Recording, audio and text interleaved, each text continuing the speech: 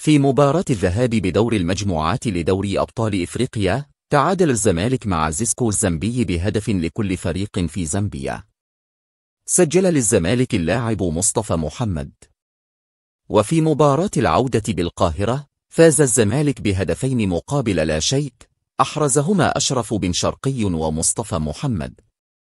وبهذه النتيجة رفع الزمالك رصيده إلى 9 نقاط في المجموعة وتأهل للدور التالي.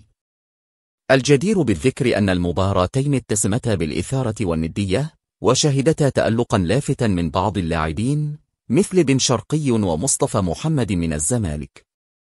أقيمت مباراة الذهاب في 28 من ديسمبر، ومباراة العودة في 10 من يناير عام 2020. لعب الزمالك مع زيسكو الزامبي 53 دقيقة إضافية في المباراتين.